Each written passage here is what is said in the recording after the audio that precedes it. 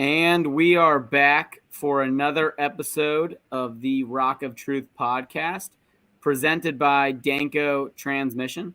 For all your car needs, go to Danco Transmission. Get yourself an oil change, get your car fixed. Tell them Soppy sent you. Tell them Statty sent you.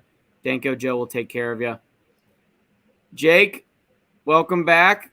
We will first start off by talking about the bowl game on Saturday. Do you have any thoughts, emotions based upon what happened Saturday morning at 11 a.m. in Boston? Yeah, it was tough to watch, to be completely honest with you. I watched the whole game, and it was honestly like I don't want to come out too hot, but it was like kind of like a little. It gave 4-8 Bearcat vibes, to be completely honest. Just like some plays, you just kind of had to laugh. Like this is, but I mean, in their defense, there's like not many coaches around. You got your leading 6 receivers out. The offensive line like really, really struggled significantly, and they had all those guys back. So I don't think they were missing anybody in the offensive line. So I didn't really understand that aspect of it. I know Louisville had like second in the country in sacks, I think, something like that. So, but they look bad, dude. I mean, there's really nothing else to say about it. So one thing that I thought was like definitely a good thing for us, if I'm going to be honest with you, is watching the style with which the Louisville defense plays, right? That aggressive get after the quarterback mentality. He's bringing Brian Brown with him. So he's bringing the defensive coordinator with him. I think Coach Satterfield's put together a very good staff so far, and I think he's going to continue to based upon what I'm hearing. And I know Chad and Aaron can maybe speak on that later. I get all my info from them, so I'm not going to release that without their permission. But it looks like he's going to put together a really, really good staff. And watching that bowl game, like seeing the defense firsthand and the aggression they play with and how aggressive they are at getting to the quarterback. I mean, there's a reason they're in the top 5 in the nation when it comes to sacks and pressures and all that kind of good stuff. So at least we know like that's coming next year. I think that could be fun. Obviously, you need the players to be able to do it, but I don't know. How'd you kind of like? Here's my question for you. I felt like there was a huge talent gap. Like they were playing with a bunch of their second string guys too. So it wasn't just like we were the only ones playing with our second string guys. Like they were too. And I felt like there was a huge talent gap. I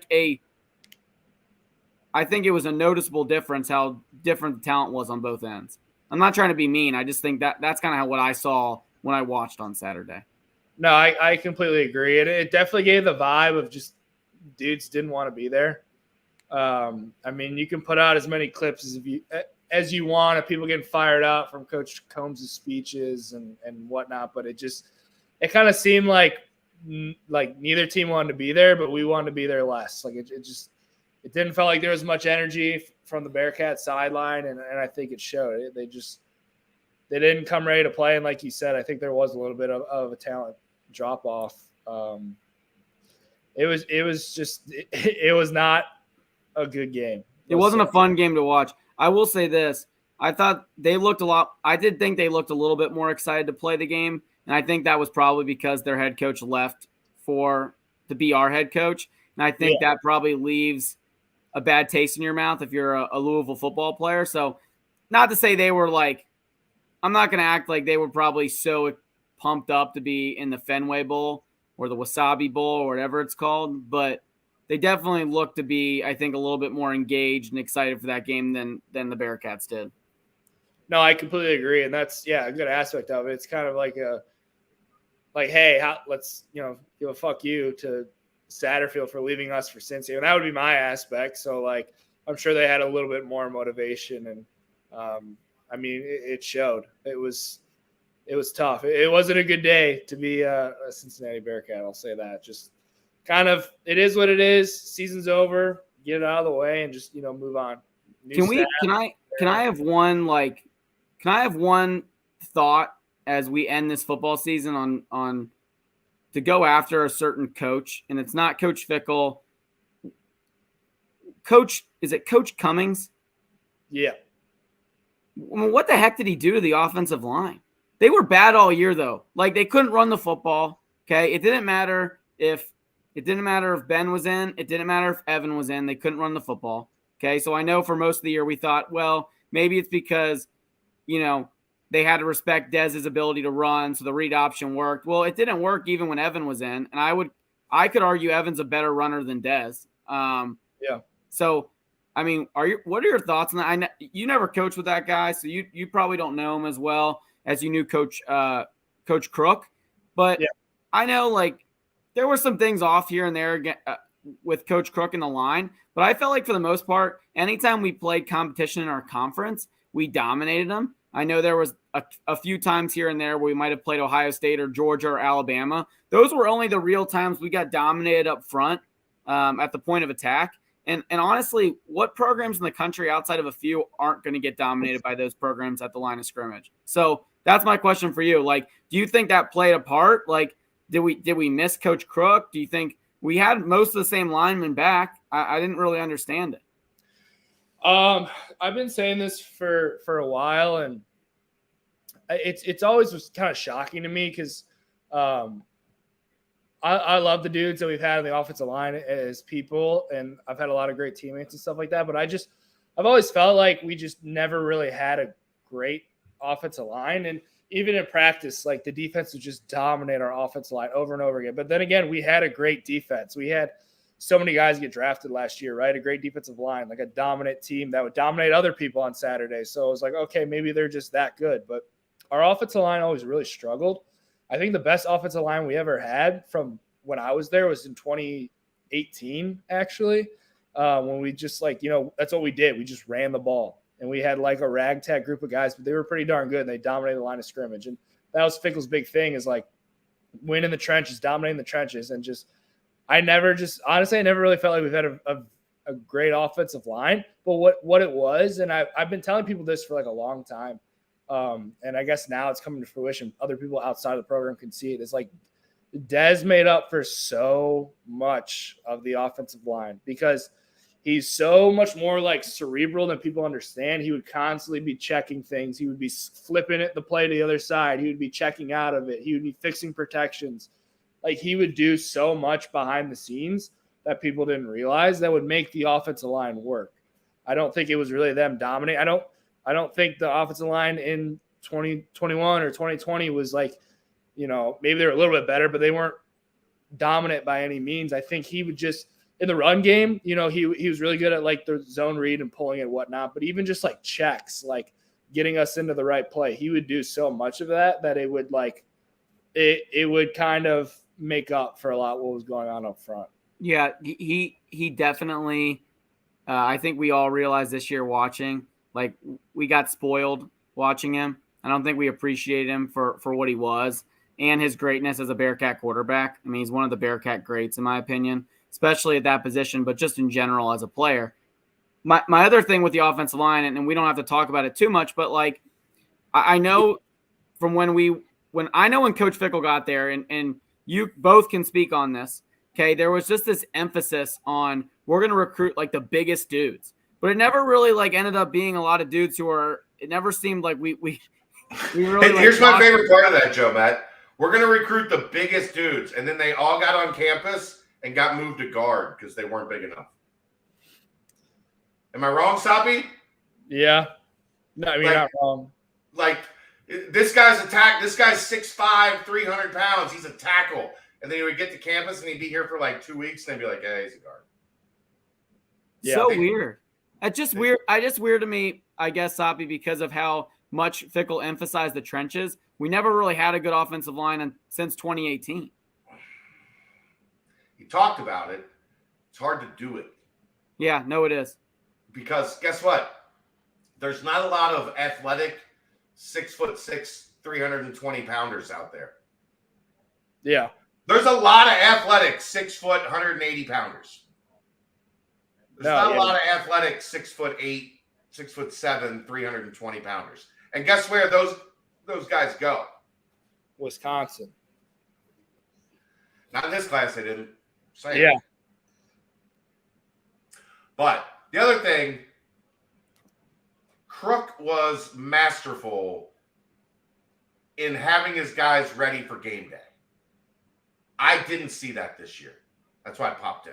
I didn't see, like, Crook could take whatever you gave him, whatever Band-Aids and patches and, like, whatever you gave him, he was able to take that, get it to play as a unit, and go out there and be good enough on game day. We didn't see that this year. A lot of, like, I had a conversation with somebody close to the program that I trust explicitly.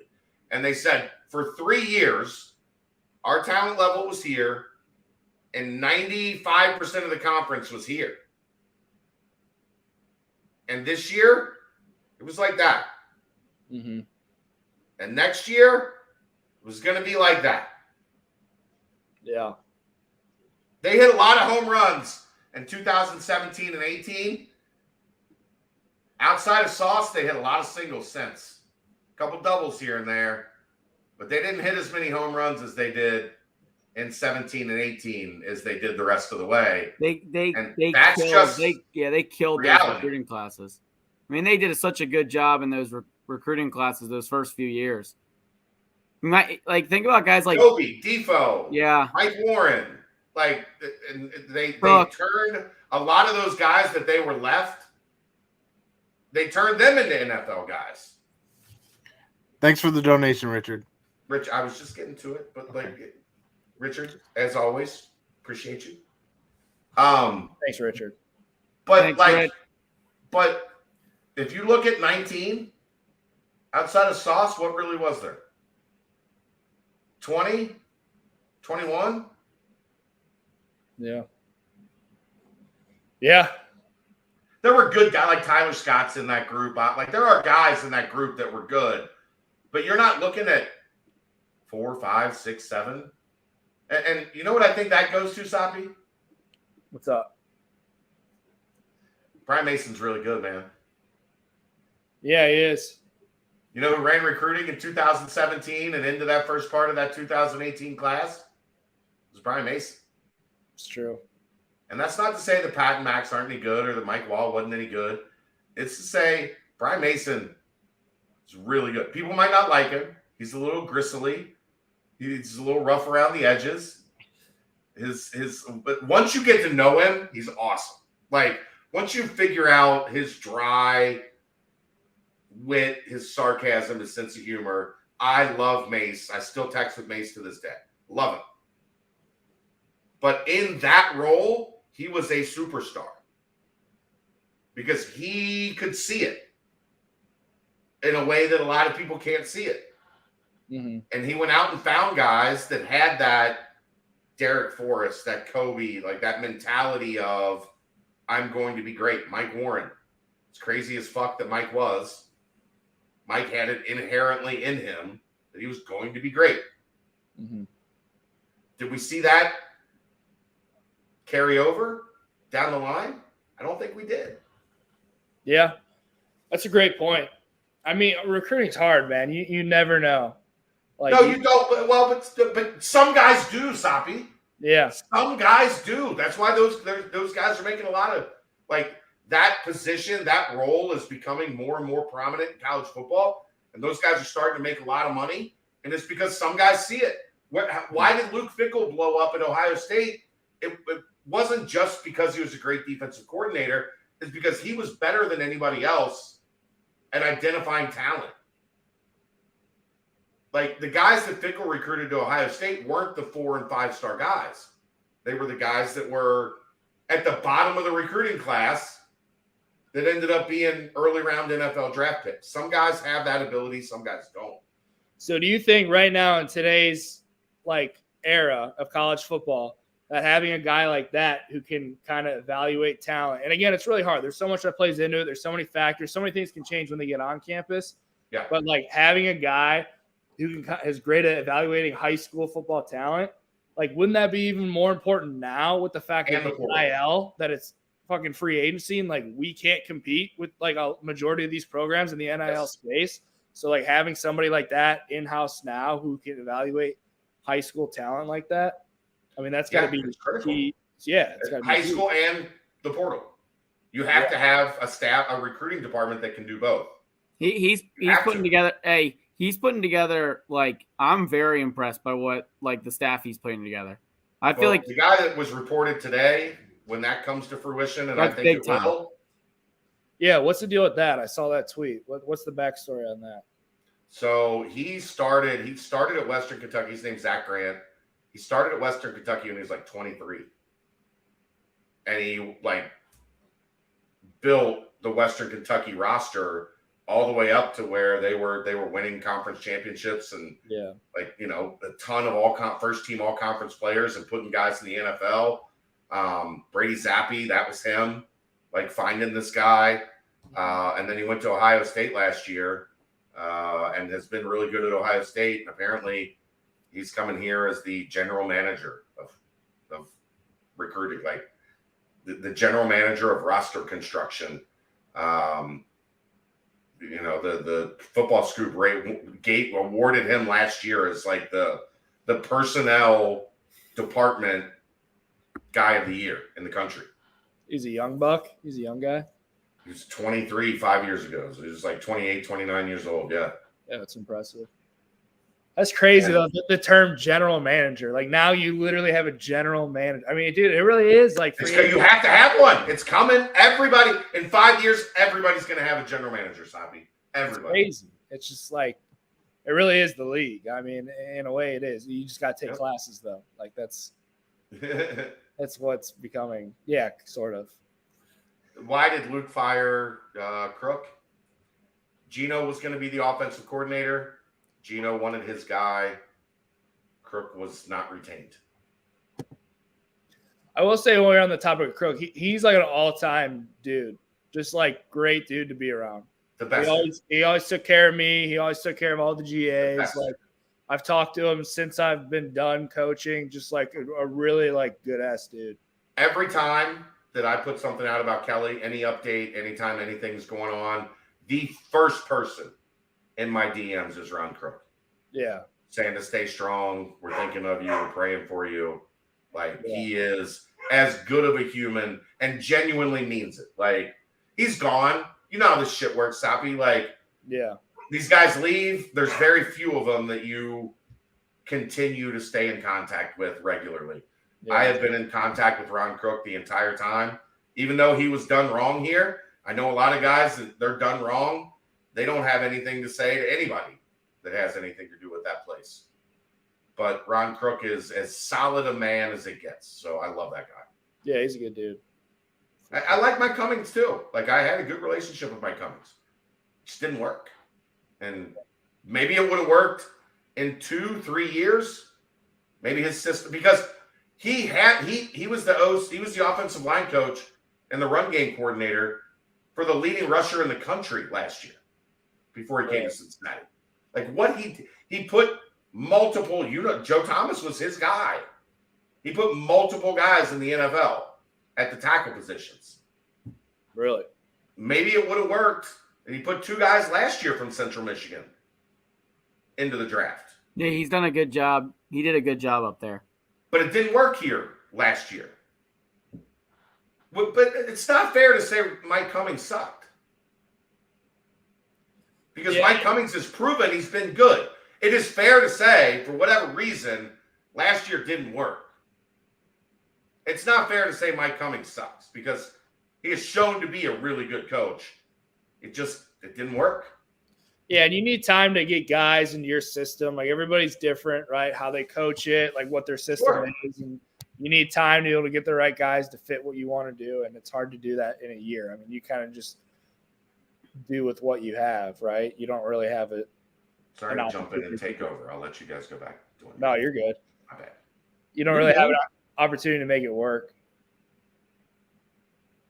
Now, we've talked. I mean, do you have any thoughts on the current the next round of staff coming in here? Have you looked at it that much?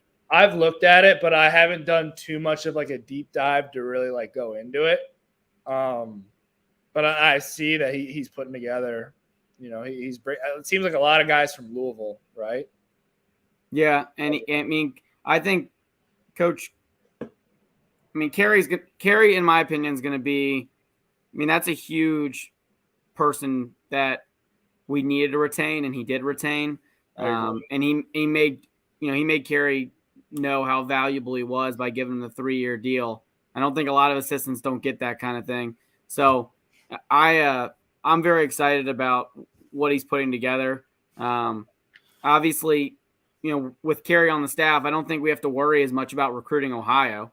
If like Carey wasn't on the staff, then maybe we go, can he recruit Ohio? But he's got people on staff that can recruit Ohio. So I think that's a huge get because he's so well respected. Well, one, he's like super well respected in the locker room. The guys love him. And I was even talking to like the quarterbacks, and they were talking about how big of a deal it is to keep him and like how huge that is. So it's not even just the defensive guys, like the whole team loves the dude. So that was important for, keeping guys. I know a lot of guys are transferring and declaring and all this stuff, but like keeping guys there that maybe were on the edge. Who knows how many people that impacted, but like I think that's big. And then, like you said, obviously he's like a Cincinnati legend, and so like we've had so much success recruiting Cincinnati and Ohio altogether.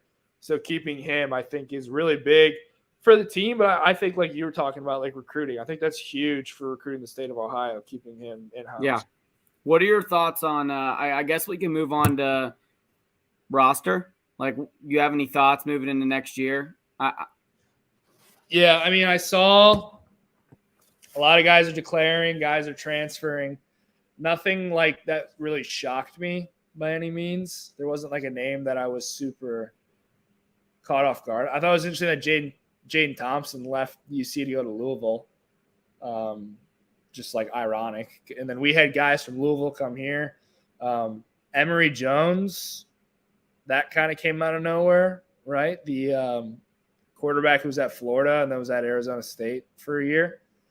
Yeah. I saw that he was on a visit last weekend, but then didn't hear anything about it. And then they just kind of like dropped that he was signing. So. Well, yeah, I think he's going to, I'm sure Chad and Aaron, they'll know more. And I'm sure we won't really know until after spring, right? We won't know until after spring and summer and higher ground. But ultimately, I think they brought him in because they think he can be the starter. They at Arizona, he was good at, like, he wasn't great at Florida, but he was good at Florida. He didn't come to be the backup quarterback. I'll tell you that much. Yeah, like that. No, so that's what I guess puzzles me. I know you and Aaron were talking about earlier about Ben coming back potentially. I don't know what his tweet meant the other day. I'm sure it meant he was coming back, but Emory was a good quarterback at Florida. The reason he struggled last year at Arizona State was they had one of the worst offensive lines in college football. They fired their head coach midway through the year. Remember that? Like on the sidelines, Herm Edwards got fired. And on top of it, they were trying to make him a pocket passer when he's not a pocket passer. So they were trying to have him be a pocket passer when his strength is, from what I saw at Florida, was he's really, really good at moving the pocket, getting outside the pocket, making throws on the run, scrambling upfield. That's where his strengths were at Florida. So I don't know what your thoughts are on that. I think they did a pretty good job for an early signing period, keeping some really quality recruits to still come here that were recruited by Coach Fickell originally. They added some of those talented Louisville guys.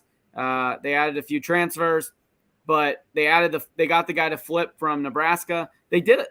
I was impressed by what they did so far. There's a lot of time left. I'm sure they're going to continue to recruit offensive linemen and try and fill some of the holes. Where do you see, like, let's talk about some of the returning guys. Let's talk about some of the holes we think need to be filled going into next year. If we want a chance to say, let's go 6-6, 7-5, 8-4 in the Big 12. If that's the goal, that's probably the highest.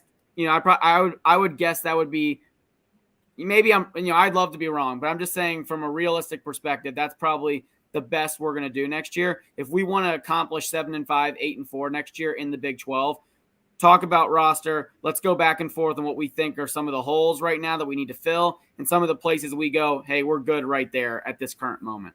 Yeah.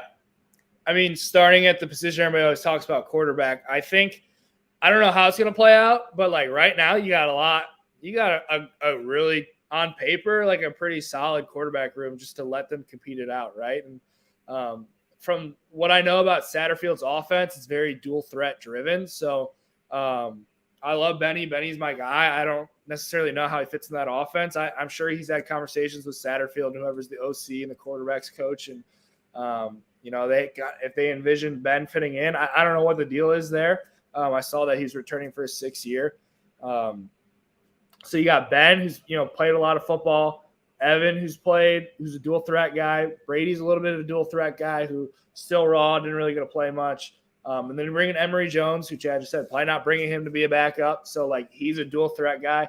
And then I think a huge part of this recruiting class was keeping Brady, Drogic.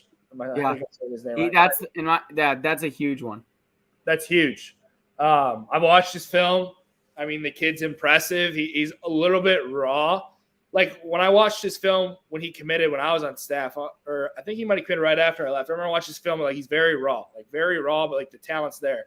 And then just watch his film from last year to this year just to see the like little improvements of just like playing the actual position of quarterback, not just being a great athlete. Like, I mean, he could be scary if he's developed the right way. Like that dude could be a dude down the road. So I think you got enough guys who have experience who you can lean on, older guys, and then maybe one day, he comes in and lights the world on fire. I don't know, but the quarterback spot's very intriguing. Stuff to change before it's all said and done. Before we, kick the ball off next year, I would be shocked if there aren't any changes. There's a lot of. It's an interesting position group. I think that obviously, I don't think the quarterback position is going to be our best position next year, like it has been with Dez when he was under center. But I do think we can hope for great game management out of the quarterback next year. Someone who can make some plays, outside the pocket potentially. You just never know with our offensive line. I think next year you're just hoping to have someone behind center who isn't going to lose you football games. And honestly, I felt like this year Ben did a good job doing that, right? Like, I don't know how many games Ben won necessarily, but I never felt like, I think Ben kind of got – I think people, in my opinion, were a little bit too hard and on him in general. I think he did for what he had. We can talk about another position group that I felt – I know a lot of people talked up this year, but I felt like didn't do a great job. That next year, you're going to have to fill some holes, especially with guys leaving for the draft and transferring, is the wide receiver room. I thought we had some really talented guys there this year. A lot of drops, though. Like, I'm talking drops in crucial moments. Yeah, that's the one spot you're talking about, like maybe holes. Like, I don't know who they have at receiver anymore because everybody's graduated or transferred, right? I mean, you got like Will Pauling just transferred, Jaden Thompson transferred, Trey, Tyler, they declared the tight ends. Shaman, I think, is going to be a really good player at tight end, so you have him coming back. But, like, I don't even know who's in our receiver room right now. So they're going to have to go heavy on Drew Donnelly. Yeah. They just brought in Barry Jackson. They have Quincy Burrows. They have Marcus Peterson. I don't know if Blue's able to come back or not for like his 40th year. Yeah. At this point, though, I think you'd love to have Blue back just to have an older guy in the room. Outside of that, though. Sounds like dudes who were freshmen last year. What? Yeah. Aaron, what's a position group for you that like you look at? Nobody loves Blue Smith more than Aaron. It's true. Chad, you and Aaron. Chad, question for you and Aaron. Distant cousins. What's a position group for you guys that you look at and go, man, we need to? Yeah, I know that, but I'm saying like if you had to put some major kicker. Okay. Wide receiver, because you need three of them, and that room is there's still some. I think Soppy would agree. There's still some talent there. Chris Smith is a chance. Another one of Aaron's cousins has a chance to be really good. Drew Donnelly has a chance to be really good. They don't really. I don't understand the Will Pauling portal entry because they don't have any other slot receivers right now. Like Chris Scott, not Chris Smith, or Chris Scott. I'm sorry. I know. not my That's cousin. my bad. It's not your cousin. I wanted so bad to make that an Aaron's cousin joke that I wronged. I wasn't going to correct you. I was just going to let you keep going with it. Was it over when the Germans bombed Pearl Harbor? Just let him keep going. Wide receiver needs help right now. That was a room that was maybe the best position group on the team. Mike Brown did a phenomenal job. That room has been hit harder than any other room on the roster at present. And I don't know that it's arguable. And losing Mike Brown. Yeah, losing Mike Brown is a huge loss. He's a really good football coach, and the guys love him. The guys absolutely love him. So, like, that's a huge loss in itself. Yeah, we got Mike Brown. My favorite fun fact on Mike Brown. Joe Met, did you know Mike Brown was All-American at 2 different positions? I did not. He was an All-American, so he was a quarterback. And when he got to go to Howard, he's at Liberty. Or Liberty. No. Is Liberty where he played? Yeah. Okay. He went to Liberty. When he got there, they had a quarterback that was a junior that he wasn't going to get to play quarterback for 2 years. So he played wide receiver for 2 years, and he was an All-American at wide receiver. And then the quarterback left, and he took over at quarterback, and he was an All-American at quarterback. That's pretty impressive. And then he went and played in the NFL with the Jaguars for 3-4 years at wide receiver. Mike Brown was an awesome dude. Gonna miss Mike Brown for sure. But that room got hit hard. Hey, at least we got my two favorite players coming back. Blue Smith and Juwan and the Godfather. The Godfather's he's gonna go down as a Bearcat legend. Oh, no question. Matt absolutely loves the Godfather. Soppy, I told Soppy when at Fifth Third the other night, the place erupted for him. Oh yeah, he is becoming. First off, his fucking name is Dante Corleone. Yeah, right. Like, and he's hilarious. He's hilarious. He's kind of hilarious looking too. I love him. My favorite part is he didn't smile at all. He was pumping up the crowd, mean mugging them like this. Dude, he's hilarious. The guys love him because he's just so goofy, like unintentionally goofy too. Like his name, the way he looks, the way he acts, like he's just super goofy. Was it you, Aaron, that said he's a mix of bebop and rocksteady, or was that Justin Williams? I know we talked about it. I don't know who. I can't remember. I think Justin might have originally came up with it, but if you're a Teenage Mutant Ninja Turtle guy, I love that. Pull up a picture of bebop and rocksteady, Aaron. He is the perfect blend of if bebop and rocksteady had a love child, it would be Dante Corleone. He looks like a cartoon character. It's crazy. It's His crazy. head is this big. His shoulders are this big. Like, everything about him is larger than life. Joe, when he came in, he was like 400 pounds. And I was like, who is this kid? And he's such a ball. All the guys loved him. There they are. Tell me he's not the mix of those two guys. Definitely the guy with the horns, for sure. Right? It's outstanding. Hog. And guys, what Joe loves about him the most, not that he's good at football, is that he absolutely loves the University of Cincinnati. He does. Not unconditionally. Loves UC. And that's Coleraine guys, man. I don't know what it is about Coleraine, but those dudes love UC. And it's the West Side. It's the West Side. Yeah. But that's not every West Side school. It's Coleraine. No, you're right. But I do think there's a lot of Bearcat fans on the West Side. Sure. Like where I'm at in Mason, like, and you've got, I think, even the East Side, there's a lot more Xavier fans on the East Side, it feels like. But on the West Side, man. There's only 10,000 Xavier fans in existence. I mean, I have so many friends from college that were from the West Side, and they are just some of the most, in my opinion, they're some of my favorite people in the world. Like, there's something so, like, you can't describe West Siders to someone outside the city. Nobody likes people from the East Side. Why do West Siders have, like, a country accent when they're all from the same city? I never understood that. My boy Josh Wiley acted like he had, like, a country accent because he's from the – I was like, what is going on? It's the one of the few places in the country that is – or in America that is in the city – but is country, right? Like, It's a so different. Bizarre. It always was bizarre. I never understood it. It's a portal into a different world on the West Side. That's why the high school thing and the East Side, West Side, like East Siders don't care.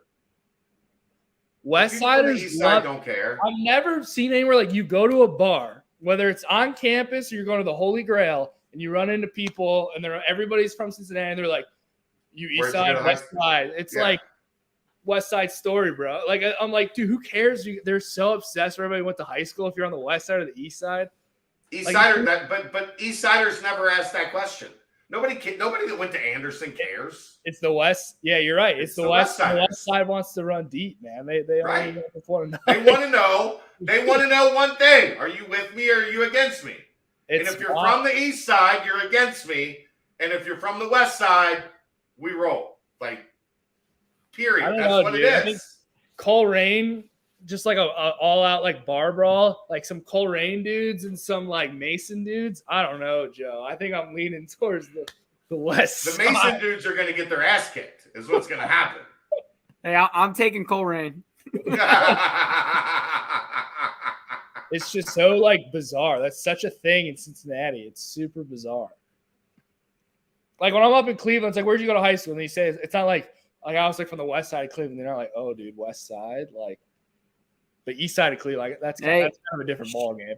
Shout out Coach Kastner though in the Mason Comets. They're on a 2-game win streak against the Coleraine Cardinals.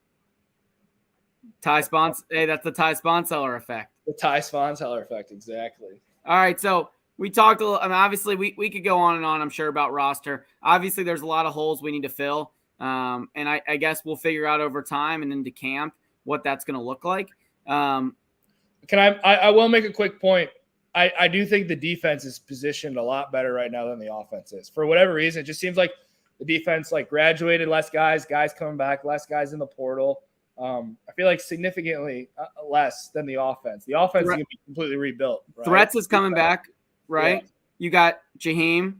You got but you got one of the at least Deshaun. You're going to wait to see if Ivan's coming back. I think that's going to be decided here soon. I could be wrong. Maybe he will come back. Chad and Aaron would know more, but I don't have any idea what's going to happen there. But there are pieces, right? Like there's pieces coming back that you can. Why would Ivan Pace come back though? That's what I'm at. That's my question. Maybe to play with his brother one more year. Because I know he went to Coleraine and he fucking loves Cincinnati, Soppy. I know. That's why. That's why. The West Side, Soppy. West Side. Unanimous All-American. Like, dude, go in the league, bro. Like, make your money, man. Why wouldn't he go in the league? I just told you. We West spent Side, 10 minutes on Honestly, I think he's going to come back. But if I could call him up, I would be like, bro, get your money, man. I would too. But I think he went to Coleraine and he fucking loves playing. Here's the thing, and this may be one of the biggest fuck-ups of the whole Fickle era. He wanted to come to Cincinnati. Off the rip.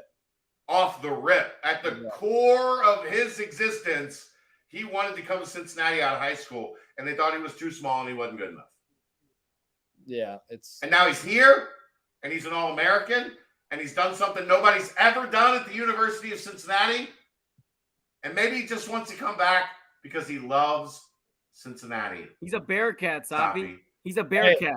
It's something that Joe Met understands. He's a Bearcat. You'll never understand, Soppy. Dude, I'm a Bearcat, man. I graduated. I got 2 degrees. I had 6 great years there.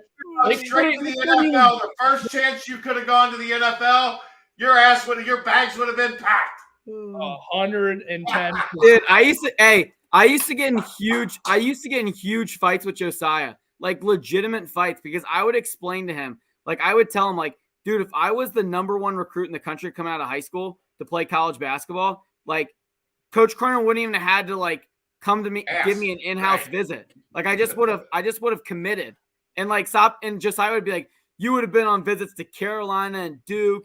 And it was like, no, like, so my sister Chad played soccer at the University of Cincinnati, and it drove me crazy for the longest time. She got to be a Bearcat and you didn't? Like, well, no, it drove me crazy because when she was a freshman in high school, Chad, she committed to play soccer at Cincinnati, right? And it was like she was getting invited to like ID camps down in Virginia, and Ohio State was calling her and Louisville was calling her, and they wanted her to come on all these visits. And I was like, you got to take these visits. Like, you have to like play the long game. Like, I wanted her tweeting out her offers and then committing to UC. She had no interest in going anywhere. Like, since she was a little girl, just like when I was a little boy, if we were ever going to play college athletics, it was going to be in Clifton. Like, there was no questions asked. And like, I just think it's so funny. Like, even my little sister as a freshman in high school, she like, I'm not going to take a visit anywhere else. Like, I'm going to be a Bearcat. Like, and when she actually got recruited by Nate's the head coach at Xavier right now for girls soccer. And he was the longtime assistant for Neil. So when Annie committed to UC, when she was a senior, Nate went and took the Xavier job. And Neil was worried he was going to lose some of the recruits to Xavier. And he had a conversation with my sister, and he thought it was the funniest thing. Like, my sister looked at him as if he was like, she was like, what are you like? You obviously, you don't know me as well as you think you do, because there was no chance I was ever going to play in Norwood. Kathy, I agreed with you, Kathy, 3 days ago. Now I'm not sure. I think whatever's in the water in Coleraine, I don't know. Kathy's not she's acting like Sopka. She's not a believer like me and you, because being a Bearcat's the most important thing. Well, more importantly, Kathy just hates me. So whatever I say, she disagrees with. Can we get Kathy on the pod one time and just like shit on me? Oh, she does it in every every message, every chat, everything. I like that she's committed to it though. Like, Chris. Oh, she's committed to the bit. This has been going on for like a year. I love it. A year. Kathy, there's such a thing as NIL these days. And I tell you what, if you wanted to make money in Cincinnati. I thought she meant she needed money to be on the pod. Yeah, that's I was thinking that for a second. Maybe that is what she meant. But I'm going to say this.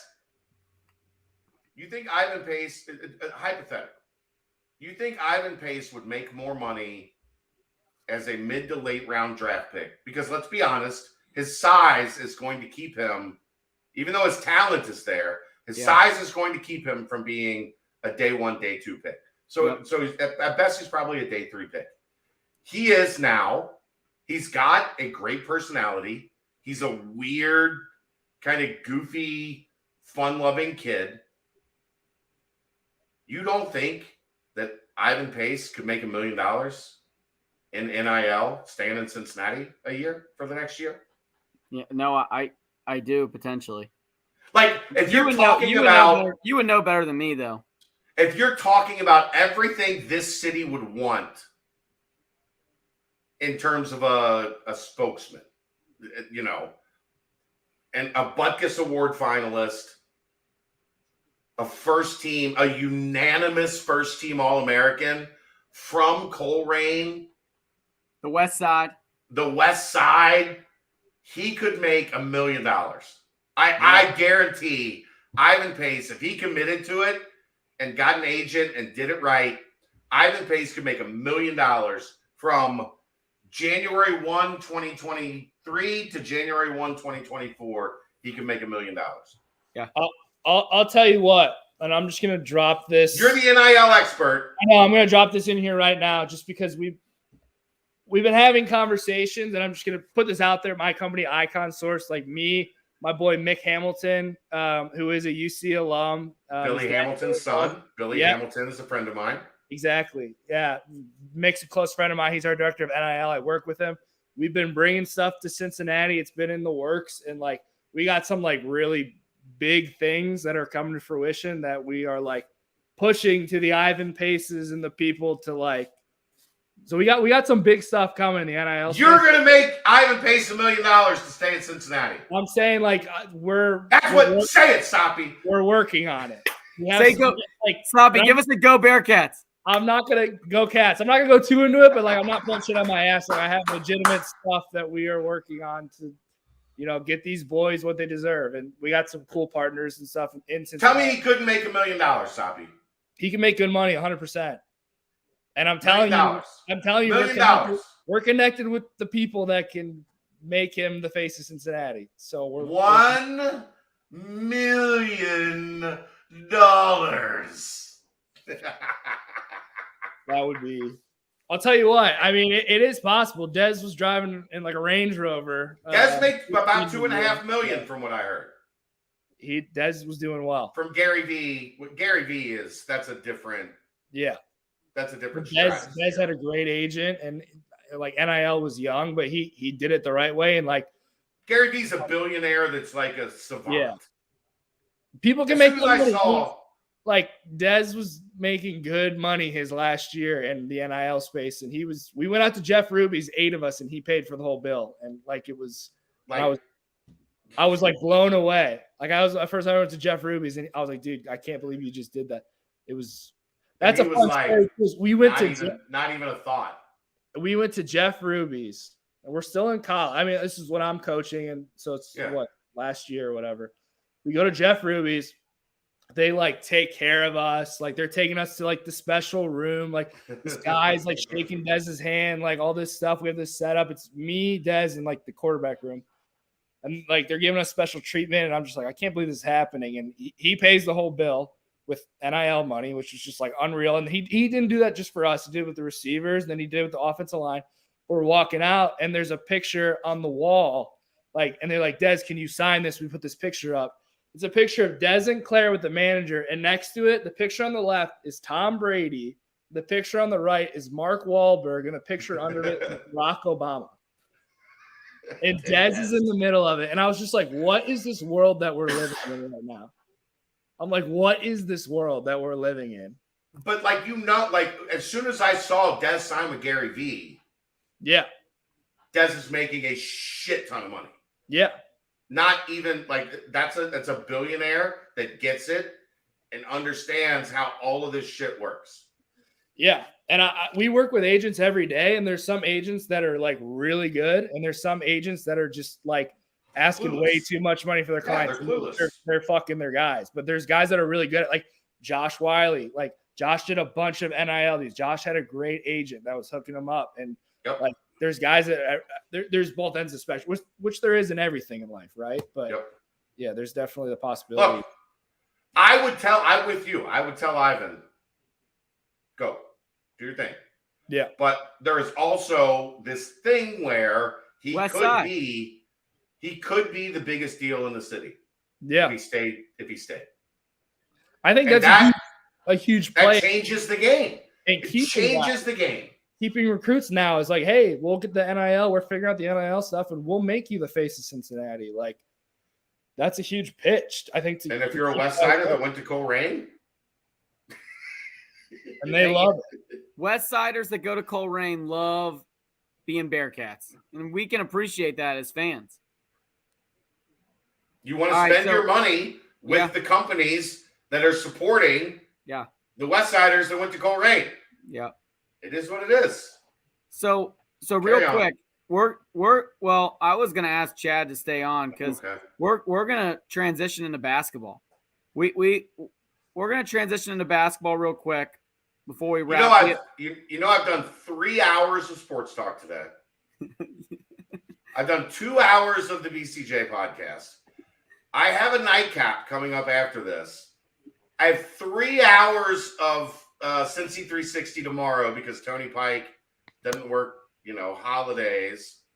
So I got covered for Tony Pike. But can I turn my camera off? I don't want to be on camera anymore. Yeah. I'm done. Turn it off. You can listen, you can just add in little things here and there. Don't feel like you have to answer. We're not going to ask you any questions or anything. I don't know that my voice is going to work tomorrow at noon for Cincy 360 already. But it is what it is. I'm a team player. You're on my team, so I'm here for you. Stop and give me some NIL money. Shit. Dude, I'm working on it. We're trying I'm telling you guys, it's something we've been working on for a while, and something's coming to fruition. So we're working on it. Let's talk basketball. Stop.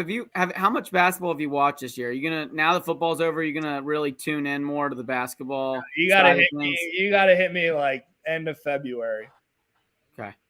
But I'll start watching more just so I can like talk more about it on the pod. But I'm not gonna lie. I'm not gonna lie to our loyal fans. I don't have much to add right now in the basketball world. The big thing right now is I can talk about the Cleveland Cavaliers if you want to talk about that. 1 second, please. David DeJulius has been awesome. Yeah. So David DeJulius has been awesome. Like he, in my opinion, he almost single-handedly brought the Bearcats back against Xavier. And there was a ton of different pieces. Victor played awesome. Odie had a couple awesome plays.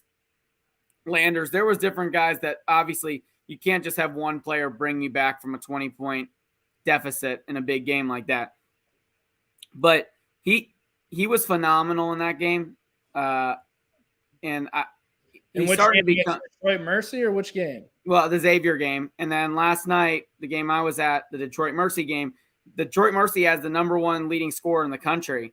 And when David DeJulius guarded him, he did about as good of a job as you could possibly do.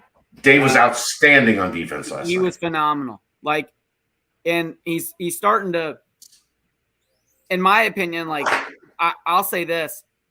I think for the last, and Chad, you could probably agree with me, and you don't have to, but the last I 4 won't years, if I don't. The last 4 years of being a Bearcat basketball fan, like Bearcat basketball that's where my love for the Bearcats really started, right? Because ultimately, same here. I'm in the same boat. And I think that's for a lot of the biggest Bearcat fans is ultimately because back in the day, obviously football wasn't as good. It was in Conference USA before it got to the Big East. Like before Coach D'Antonio got there, and even when Coach D'Antonio got there, the only way you could get basketball season tickets during the end of the Huggins era was basically to pay for football tickets too. So my family, like I grew up on Bearcat basketball and I love it. The last 4 years have been difficult. And I think there just hasn't been a lot to look forward to over the last few years. And ultimately, like, I don't think this year's team is terrific by any means. I don't think they're great, but they have flaws for sure. Yeah. But guess what? Like seeing a guy like David DeJulius get better over the last few years and just compete his butt off every time he steps on the floor, like that, you can root for that guy every single night. And it's really, really easy to root for him, not just because he's good, but he competes every possession offensively, defensively. He's doing everything he can to help his team win. You get to watch jumps from people like Victor Lockvin, who has in my opinion, it's gotten to the point where you're like asking, can we get Victor more touches so he can shoot the ball more? The dude's Did you just call him Victor Locked In? Lockvin. But we could call him, that's a great nickname. Locked In. Victor Locked In. You like it? I love it. Yeah, come on. I've been pushing Aaron came up with it a year and a half ago. I've been pushing this for 2 seasons. Lock in. Victor Locked In. Lock in. Okay. Lock in. I'll get it right. You can call him Victor Locked In if you want, but that's letting Aaron get a win, and I don't know. So he's been awesome to a point where you want him to shoot the ball more. He is the storyline of this the non-conference portion without question. Yes. Without question. Not even close. And in my opinion, like I know Chad, let me ask you this. I know you got a lot to talk about today, tomorrow, tonight, but my last thing I will say, I don't need to go too much into basketball because obviously conference play is about to start and more of our podcast will probably be focused around basketball. But ultimately, like, I think people are too quickly counting out some of these people that will be back hopefully next year and into the future. I know next year is going to be really, really difficult, but you can sneak into an NCAA tournament going 7-9, 8-10, whatever it's going to be in the Big 12. You can almost have a losing record in the Big 12 and still make the NCAA tournament if you have enough quality wins, right? Like, so Dave talked about this tonight on the BCJ podcast. Joe Lunardi put out a tweet that I think it was yesterday before Oklahoma State played. And he said, as of right now, and Oklahoma State, I think, got drilled by Arizona State. I think. or some. No, Arizona State got drove somewhere, whatever. Yeah. But he said, as of this moment, all 12 teams in the Big 12 are in my field of 64. All 12. It's that good of a conference. So you can go 8-10. You might even be able to go 7-11, depending on your non-conference slate, and make the NCAA tournament from this current iteration of the Big 12. And honestly, I'm not even so caught up in it because I'm just so excited to watch like really, really good basketball teams night in and night out. I mean, do you remember, Sopko, but back in your days when you were like the quarterback at Avon, probably even before then, you had these dreams of being like the next Tom Brady growing up, right? When Bearcats played in the Big East, okay, you would Monday night you'd play at Villanova. You'd come home on Thursday and play Boeheim and Syracuse at home. Then you'd turn around on Sunday afternoon and play Jamie Dixon in Pittsburgh. And then on Wednesday the next week, you play Jim Calhoun in UConn. Like it was outside of DePaul and South Florida, every night was a big night. Every night East was an unreal basketball conference. And as a fan, it was even better because like you got to watch great basketball night in and night out. And Nick so said I'm it really, regularly. really You were 1 week away. You were always 7 days away from a 3-game losing streak. Yeah. Even if you were playing well. You were 1 week away. You were one Saturday, Wednesday away from a 3-game losing streak. Yeah. And your whole season being on the brink because you lost 3 close games in a week to teams that were just as good as you. And remember, this was when all these teams were really, really good. Pittsburgh was a top 10 team with Jamie Dixon. They all screwed themselves going to the ACC. Syracuse, Louisville. I mean, these were top 10, top 15, top 25 programs every single year. Anyway, but I'm excited. I'm excited for that. Baylor, Oklahoma State, Texas Tech. Like Kansas State is coming on strong. Kansas State's gonna be really good. I was all in. Not all in, but as that process was playing out to hire a coach for Cincinnati, I love the idea of Jerome Tang, who's now the Kansas State head coach. That was so. I put out a list of people I wanted, and I got some backlash for it. My list was literally. This was my list. It was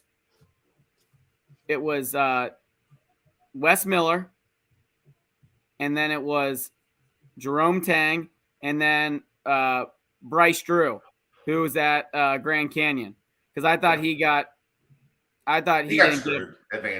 screwed at Vanderbilt. I mean, that was ridiculous. Yeah, there's no question there. He did. Anyway, those are my 3. Obviously, we ended up getting one of those guys, but in my opinion, those were the 3 guys you had. If you wanted my 3 were Jerome Tang, Wes Miller, Ronald Norred. I thought Ronald Norred would have been. Yeah, he's good. Well. He would have been real. In my opinion, he would have been a good hire too. I also Jerome Tang. I had some people inside the industry. Jerome Tang wanted this job bad, and so did Wes Miller. Like there were people behind the scenes that they were trying. Ronald Norred was another one, just dealing with the agents and I've said this a couple times, and it probably isn't good for dealing with football searches, but I'm much more connected in basketball. I know because of being out on the road for over a decade doing the AAU stuff. I know assistants, I know agents, I know a lot more people in the basketball world than I knew in the football world when coaching searches happen. So they all hit me up because they know I have the pulse on what's happening here. And the people that were close to Ronald Norred were hitting me up regularly. The people close to Jerome Tang were hitting me up regularly. And, Wes, I think is the right choice. But there was a lot of interest in this job from people that would have done what I think Wes is doing right now. And that's build this into something special again. Yeah, Jerome Tang, I think what is so intriguing is they've built such a great culture down there in Waco, like a tremendous culture. And Scott Drew would tell you he couldn't have done that without Coach Tang. Sure. Yep. Right? Like that he was by his side. Coach Tang tells a cool story, and then we can get to our segment, our Christmas movie segment, Sopko. But Coach Tang told a cool story when he took over the Kansas State job of Scott Drew was given this bottle of wine, right, or something when he took the job at Baylor. And he said, save this for a really, really good moment, right? And, I mean, this is Big 12 championships. This is number 1 seeds. And then finally winning a national championship.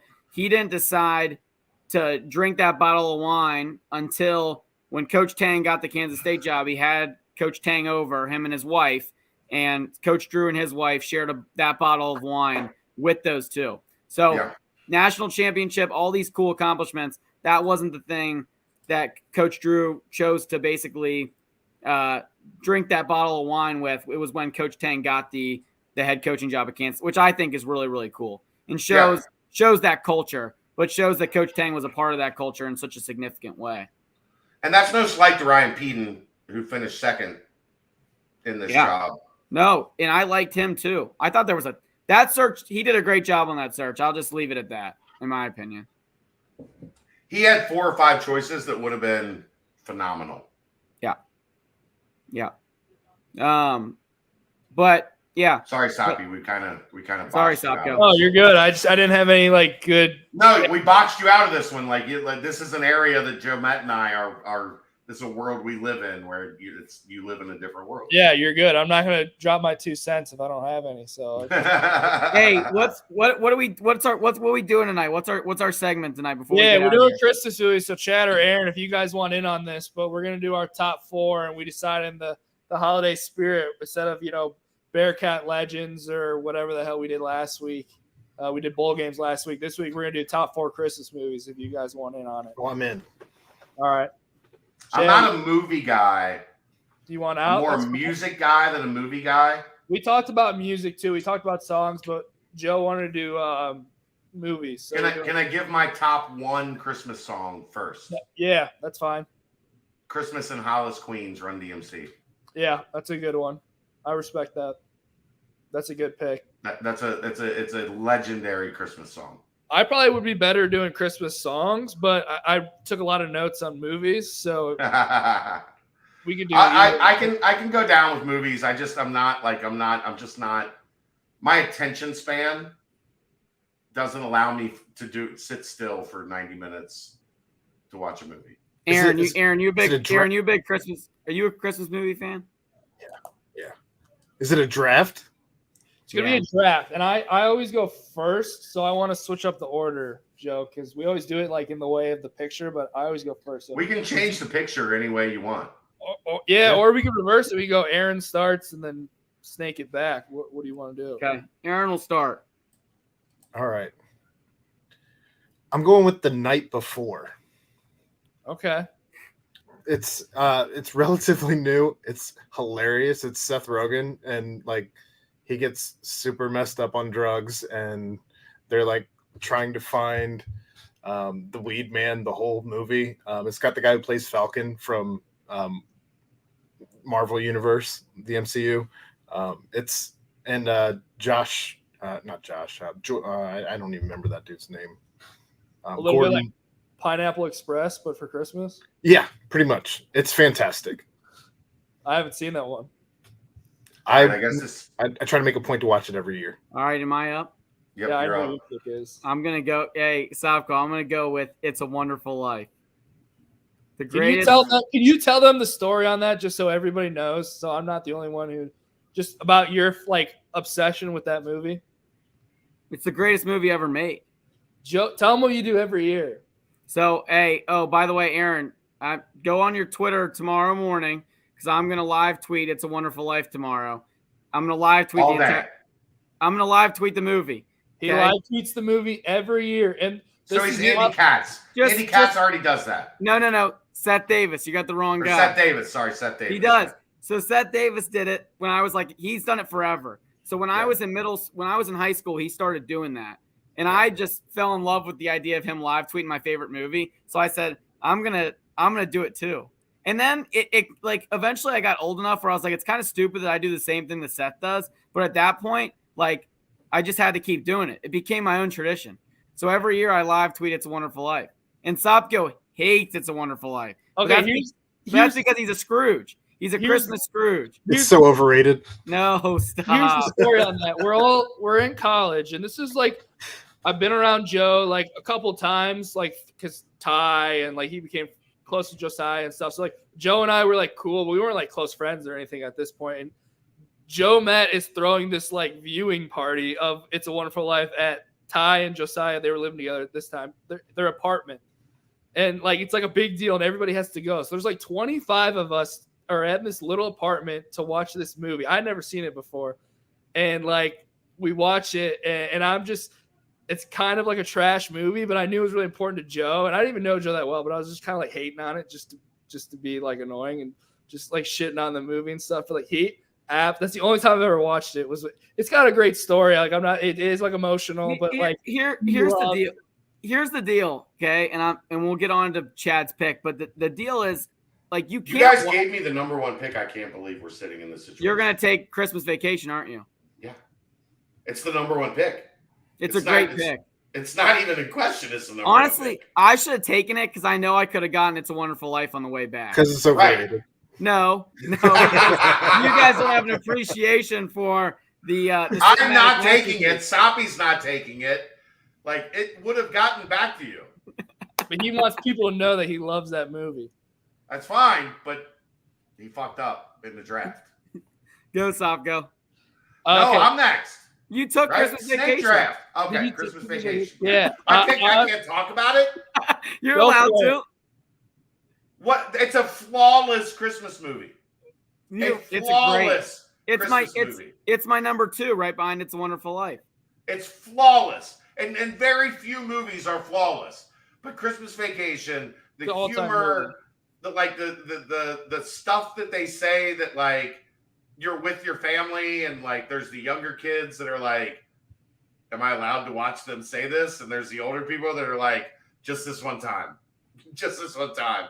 You can watch what's happening on the TV screen right now. Yeah. It's flawless. It's a great movie. I got the number 1 pick. I'm like the New York Jets. I got the best pick in the draft.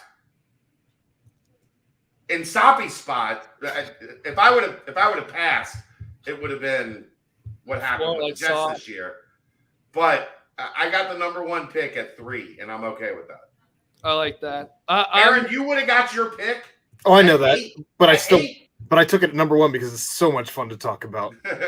So good. I'm gonna go with my pick. This is like the Christmas Vacation of my generation is Elf. I watch Elf. That's my number 2. I'm a huge Will Ferrell guy. Absolutely love him. That movie's all timer. I make a point to watch it every single Christmas season. So that's my first pick. And then my second pick, I don't know. This one's not as popular, but if you know me, I'm a huge rom-com guy, And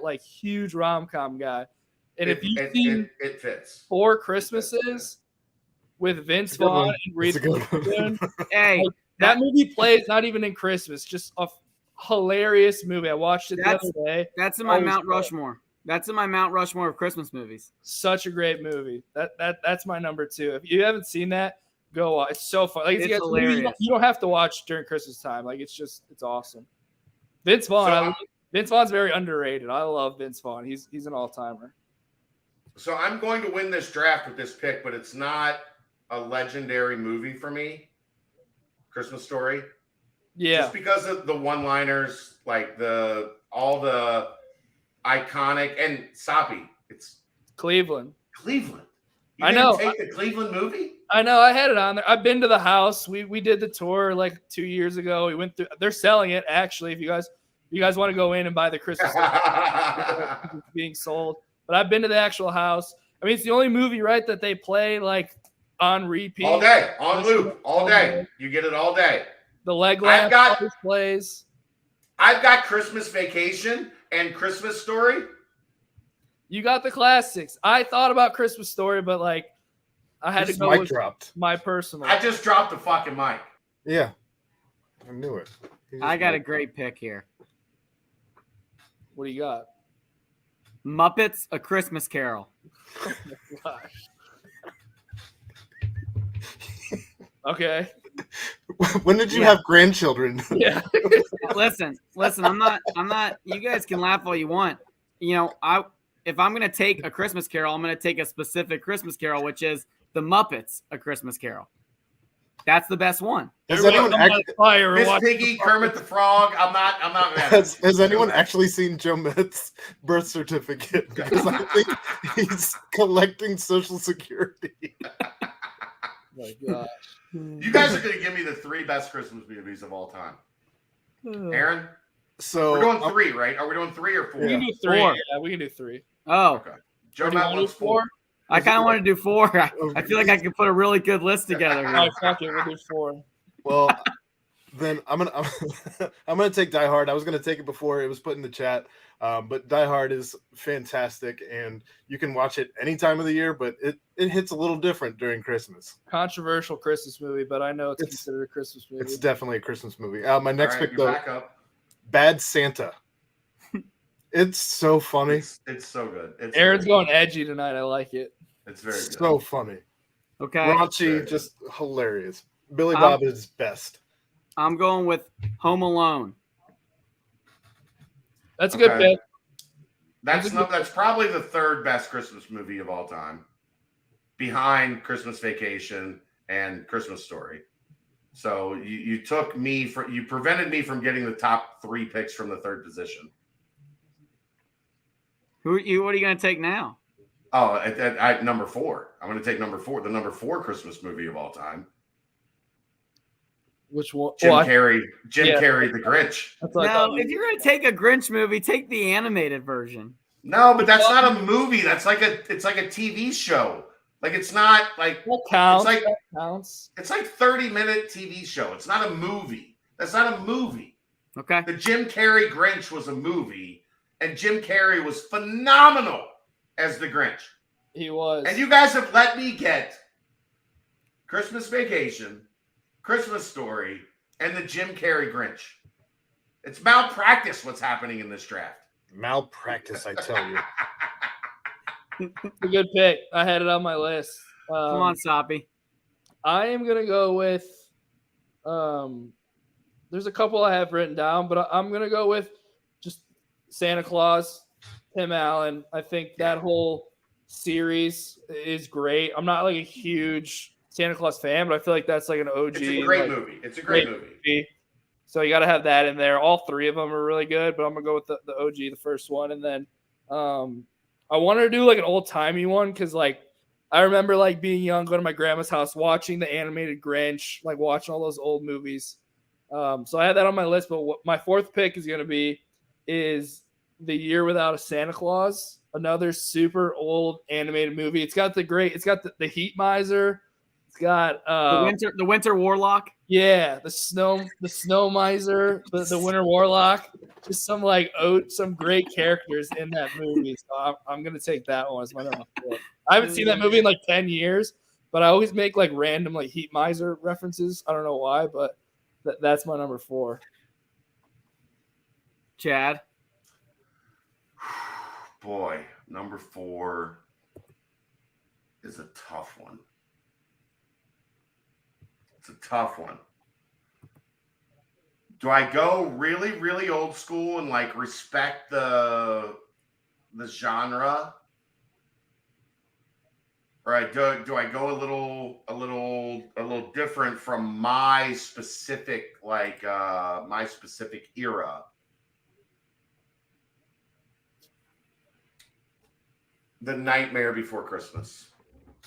Okay, is what I'm going with at number 4. Tim Burton. It was weird. It was different.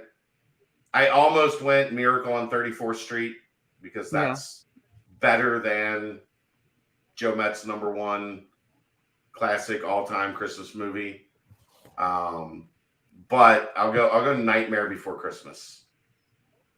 I don't feel as good about that one as getting 1, 2, and 4 on the draft board, but I feel like A Nightmare Before Christmas is pretty far up there too. I know it's well respected. I couldn't tell you if I don't think I've ever watched it, but I know people love it. Watch it. It's really it's good. It captures you. It's good. I'm gonna go with for my fourth pick. I'm gonna go with White Christmas. Good one. Fair. You're also 100 years old. Is that like Bing Cosby? What is that? Yeah, no, that's and 1954. Of a white. Yeah, I know the song. I didn't know if he started the movie too, but yeah, he did. Oh yeah, that's legendary. That's the song, the movie. It's the same deal. I don't know what you get your grandchildren for Christmas, Joe Matt, but goodness. You and your grandpa were super tight, weren't you? For my last pick, I'm gonna take Jingle All the Way with Arnold Schwarzenegger. Me and Aaron's Christmas picks are so different. It makes me laugh every single time. I think it's hysterical, and I do have an OLI, the Guardians of the Galaxy Christmas special that they put out on Disney Plus was hilarious. It was too short, I thought, but it was 45 minutes. I thought it was funny. I saw something about it. Worth a watch if you have Disney Plus. We left out a few great ones. Can I just give a few honorable mentions before we let this go? Rudolph the Red-Nosed Reindeer, the TV cartoon special is phenomenal. Charlie Brown Christmas. Yeah. Polar Express. Yeah. Christmas with the Cranks. A Charlie Brown Christmas. Krampus. The whole thing I have a hot take about the tree. The Polar Express being like one of the most overrated movies of all time, but like we don't need to go into that.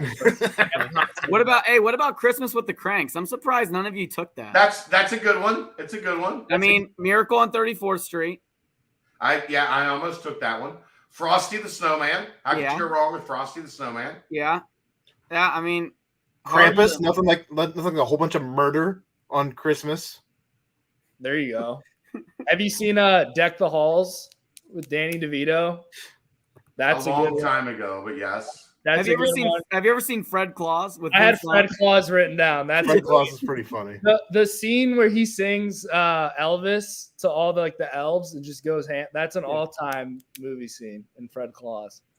How about a very Harold and Kumar Christmas? I haven't seen that one. I haven't seen that one. You guys aren't Harold and Kumar guys? I've seen a couple. I've seen them go to White Castle. Yeah, Harold and Kumar were fucking awesome. I smoked a lot of weed in my 20s, so Harold and Kumar were a big part of that. When you drive into Clifton and there's that White Castle right there, when you get off the highway, I always wonder who was keeping that in business. Why is that still in business? That's got to be the only reason. Money laundering. Yeah, drugs were keeping that in business. Something going. I was like, that place is. The other one I had written out was Santa Claus is Coming to Town, another OG. That was. Well, we listed all the ones I had written down. Yeah. Joe Matt, if you watch any of my movies, your head might explode.